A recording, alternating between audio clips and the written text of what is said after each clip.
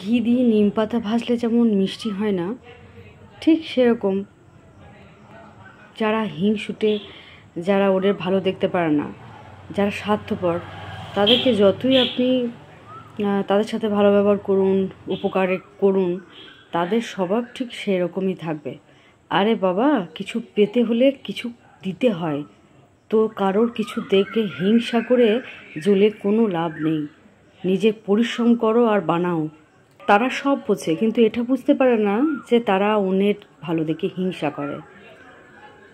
তো সেই আত্মকেন্দ্রিক মানুষগুলো কি হয় জানেন তো, তাদের লাটাই কিন্তু সেই উপরওয়ালার হাতে থাকে।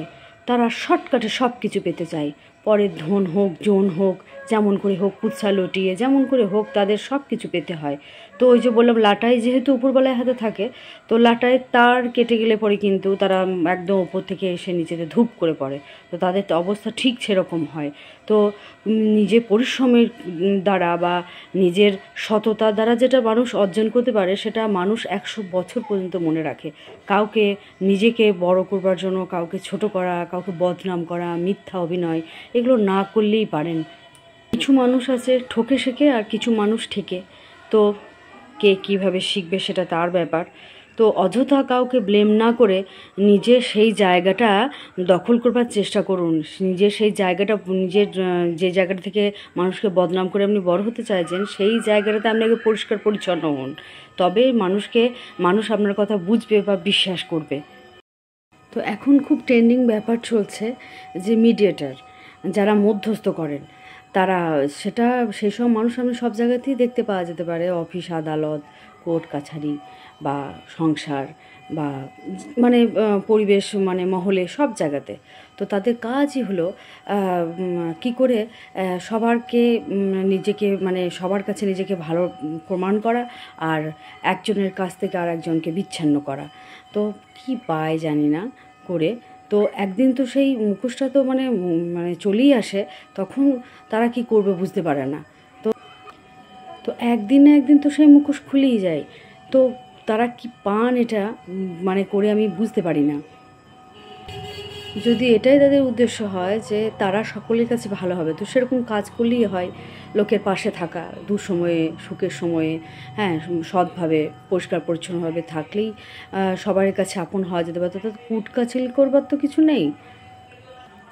বলে না যে দু নৌকায় পা দিয়ে চলা যায় না, তো দু নৌকায় পা দিয়ে চলে পড়ে তার অবস্থা। অনেক গল্প রয়েছে, সেরকম প্রচুর গল্প রয়েছে, আর আলাদা করে বলবার কিছু নেই।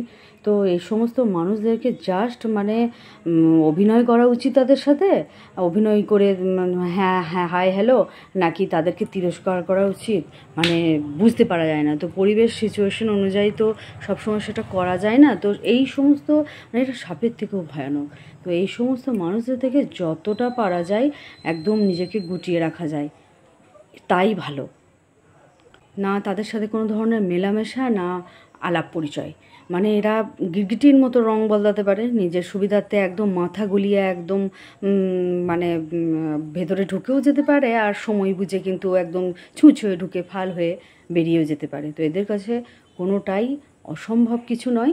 তো সব জায়গাতেই এ ধরনের মানুষ রয়েছেন, আশেপাশেই সকল জায়গাতে। তো এদের থেকে একদম ডিস্টেন্স যেটা বজায় রাখা, সেটাই উচিত, সেটাই কাম্য। আর এসব মানুষদের সত্যি কোনো দিন ভালো হয় না। মানুষের দীর্ঘ নিঃশ্বাস বলে একটা জিনিস হয়, অত হিংসা করে কেউ কোনো দিন কিছু অ্যাচিভ করতে পারেনি, আর কেউ পারেও না। কথাতেই আছে যে হিংসের গাছ কিন্তু বাড়ে না, কাঁটা গাছ বাড়ে। তো কেউ ভালো থাকছে, কেউ ভালো করছে, কেউ ভালোভাবে সকলের সাথে চলাফেরা করছে, কিভাবে সেখানে ভস্মে ঘি ঢালা যায়, কিভাবে তার কথা তাকে, ওর কথা ওকে বলে কিভাবে সম্পর্ক নষ্ট করে দেওয়া যায়। হ্যাঁ, তো রাখে হরি তো মারে কে। ভগবান যদি ভাবেন যে কাউকে বাঁচাবেন, তো কারোর সাধ্যি নেই।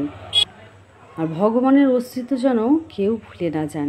উনি সর্বদাই রয়েছেন, আর সমস্ত কাজের হিসাব কিন্তু পায়ে টু পায়ে রাখছেন। তাই খুব সাবধান।